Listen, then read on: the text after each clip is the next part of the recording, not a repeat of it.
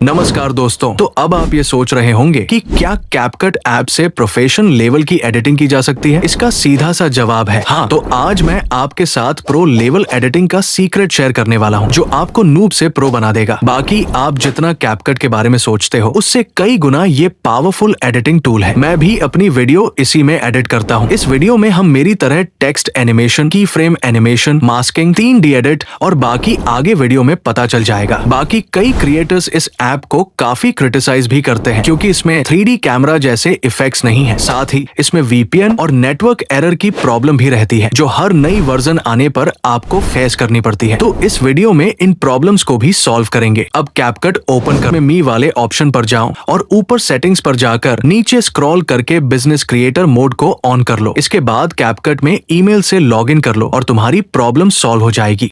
अपना पहला इफेक्ट है टेक्स्ट एनिमेशन, जो आप लोगों ने मुझसे बहुत पूछा था कि आप इसे कैसे बनाते हो। के लिए सबसे पहले पिक्सआर्ट या पिक्सेलैब ओपन करो। वहां अपने टेक्स्ट को ऐड करके उसमें कोई ग्रेडियंट कलर और इनर शैडो भी ऐड कर दो। इसके बाद बैकग्राउंड को ट्रांसपेरेंट करके इसे एक्सपोर्ट कर लो। अब कैपकट ओपन करो और वो टेक्स्ट ऐड करो। इसे अपने हिसाब से फिट करो और शुरू में एकदम एक की फ्रेम लगा दो। इसके बाद मास्क ऑप्शन पर जाओ, पहला मास्क इफेक्ट सेलेक्ट करो और इसका फेदर थोड़ा बढ़ा दो। फिर मेरी तरह टेक्स्ट को हाइड कर लो। अब टाइमलाइन को अपने हिसाब से आगे करके मास्क इफेक्ट को पूरी तरह राइट साइड में खींच दो। अब हमारा ऐसा एनिमेशन बन गया है, लेकिन ये उतना बेहतर नहीं लग रहा। तो इसके लिए टेक्स्ट इमेज पर क्लिक करो और दूसरे मास्क वाले की फ्रेम के बाद एक और की फ्रेम लगा दो। टेक्स्ट इमेज को थोड़ा जूम कर लो। इसके बाद टेक्स्ट इमेज का फालतू हिस्सा अपने वीडियो के अकॉर्डिंग काट दो। अब एनिमेशन पर जाओ, आउट वाले ऑप्शन में जाकर फेड आउट इफेक्ट चुनो और इसकी ड्यूरेशन को एडजस्ट कर लो। अब ये कुछ ऐसा टेक्स्ट एनिमेशन बनकर रेडी हो गया है। अब इफेक्ट ऑप्शन पर जाओ, सर्च बॉक्स में ग्लो टू सर्च करो और पहला इफेक्ट ग्लो टू सेलेक्ट करो। इसके एडजस्टमेंट में जाकर साइज को 100 कर दो और ग्लो को अपने हिसाब से एडजस्ट कर लो। अब ये रहा फाइनल रिजल्ट। अब तीसरा इफेक्ट है आईजेक स्टाइल कैरेक्टर एनिमेशन।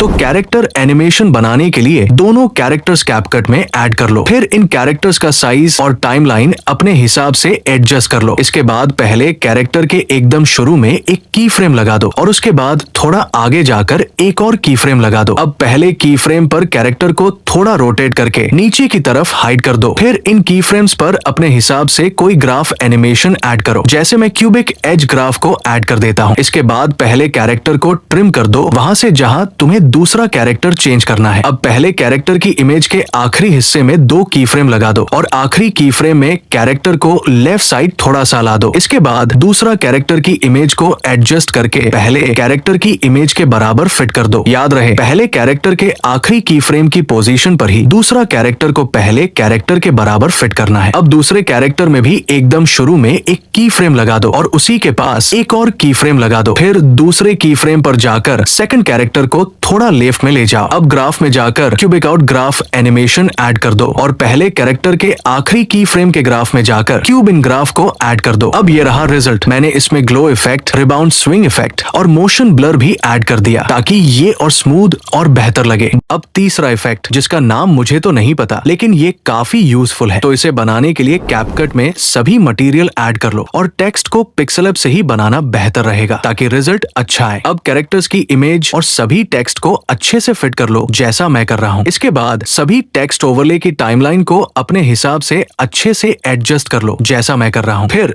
सभी टेक्स्ट ओवरले के एकदम शुरू में एक की फ्रेम लगा दो और उसके पास ही एक और की फ्रेम लगा दो। इसी तरह हर टेक्स्ट ओवरले में आगे 2 से 2 की फ्रेम लगा दो। अब किसी भी टेक्स्ट ओवरले के पहले की फ्रेम पर जाकर टेक्स्ट को थोड़ा नीचे कर दो। यही प्रोसेस सभी टेक्स्ट ओवरले पर अप्लाई कर दो। इसके बाद सभी टेक्स्ट ओवरले के की फ्रेम में क्यूबिक आउट ग्राफ ऐड कर दो। अब सभी फालतू हिस्सों को अपने वीडियो के अकॉर्डिंग काट दो और इसे हाई रेजोल्यूशन में एक्सपोर्ट कर लो। इसके बाद फिर से वही वीडियो को नया प्रोजेक्ट में ऐड कर लो। शुरू में एक की फ्रेम लगा दो और दूसरा की फ्रेम तब लगाओ जब टेक्स्ट वीडियो में दिखाई दे। इसी तरह जहां जहां टेक्स्ट स्क्रीन पर आए वहां की फ्रेम लगा दो। आखिरी टेक्स्ट के की फ्रेम के बाद एक और की फ्रेम लगा दो और फिर आखिर में एक और की फ्रेम लगा दो। ये मैंने थोड़ा पॉज करने के लिए एक्स्ट्रा की फ्रेम लगाया है, तुम अपने हिसाब से एडजस्ट कर सकते हो। अब पहले की फ्रेम के बाद दूसरे की फ्रेम पर जाकर वीडियो को टेक्स्ट पर जूम कर दो। फिर तीसरे की फ्रेम पर जाकर अगले टेक्स्ट के ऊपर वीडियो को जूम करो। इसी तरह अगले की फ्रेम पर जाकर अगले टेक्स्ट पर जूम करना है। इसके बाद उस एक्स्ट्रा की फ्रेम में भी वही जूम कर दो जो पिछले की फ्रेम में किया था। फिर सभी की फ्रेम में क्यूब ईज ग्राफ ऐड कर दो। इसके बाद इसे और बेहतर बनाने के लिए मैं glow to effect, rebound swing effect और मोशन ब्लर भी ऐड करूंगा। अब ये रिजल्ट देखो।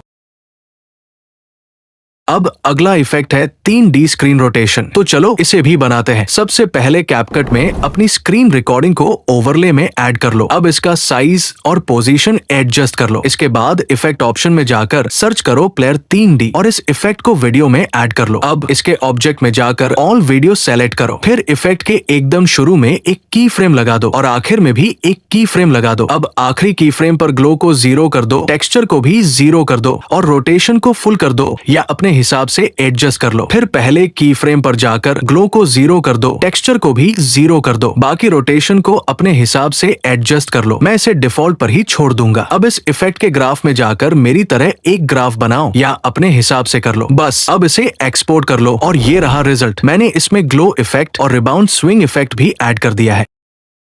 तो इस वीडियो में मैंने 4 यूनिक इफेक्ट्स बताए हैं जो आपको शायद किसी ने नहीं बताए होंगे। अब अगर आपको इसका पार्ट 2 चाहिए तो कमेंट में जरूर बताना। बाकी कोई प्रॉब्लम हो तो कमेंट में पूछ लो, मैं रिप्लाई देने की कोशिश करूंगा और फीडबैक भी जरूर देना। तो अब मिलते हैं अगली वीडियो में, लेकिन लाइक और सब्सक्राइब करके जाना।